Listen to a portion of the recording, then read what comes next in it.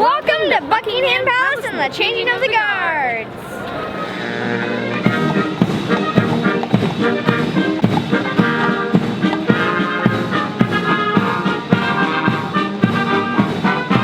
We're in London, England, and today we're standing in front of the Buckingham Palace. Buckingham Palace is one of the homes for the royal family. It is a huge building with 240 bedrooms, 78 bathrooms, 775 rooms, and 1,200 staff. Changing of the guard takes place every day here. It's essentially when the guards who have been guarding the palace for the previous 24 hours switch. So we're gonna hop on a tour with Fun Tours and learn more about the changing of the guards and actually follow the guards and the marching band as they come right back here to Buckingham Palace. So my name is Jess, I'm your guide this morning. Got a lovely tour planned. We're going to head down into the royal area of London.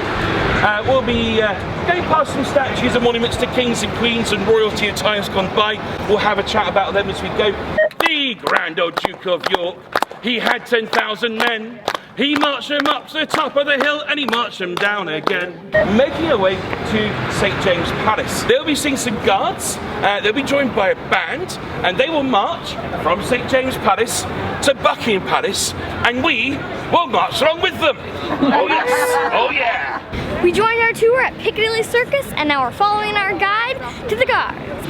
I'm the flag bearer. So this is almost 500 years old. 1536 is when it was originally built.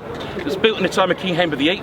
This palace in front of us is where all the kings and queens lived, up until Victoria. Still a royal residence though. It is where Princess Anne, the Queen's daughter, lives today. We've also had Charles living here. We've had Princesses Beatrice and Eugenie living here as well. So this is the proclamation balcony.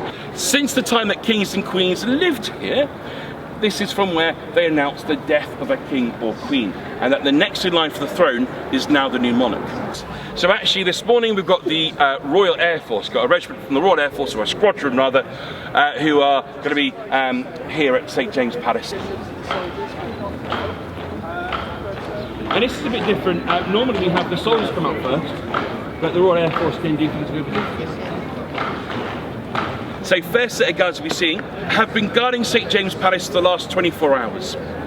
Individual soldiers stand guard for 2 hours at a time. They swap out every 2 hours, usually 2 hours on, 4 hours off. And then once a day they change the group of soldiers on duty. So that's when we have change the guard. So change the guard isn't the individual soldiers swapping out, it's the whole shift change of all the soldiers going on and off shift. They're getting ready to march. As they start turning, we're going to start marching. They'll be on the road, we'll be on the side of the road, okay? London tours, migrant, quick!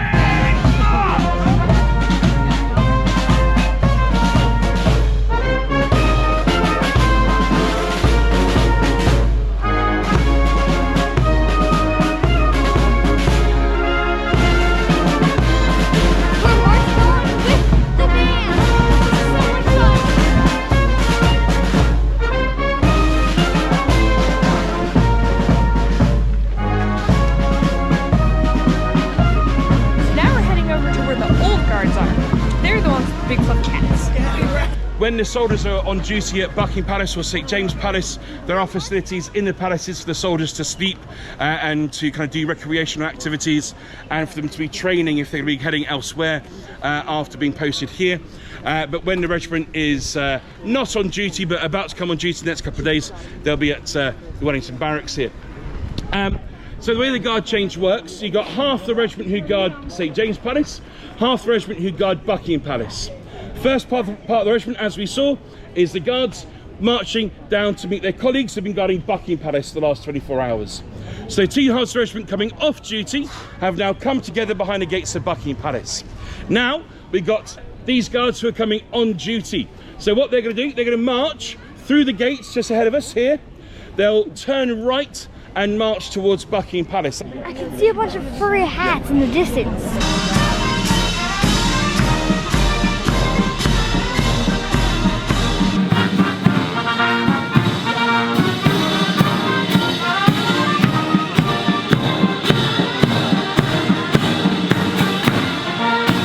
Ever wonder why British guards have those big fluffy hats?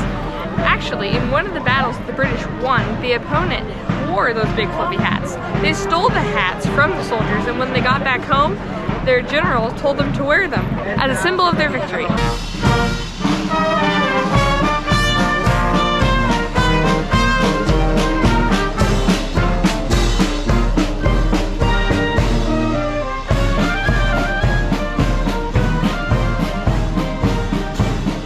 I love their furry hats. Good work, folks.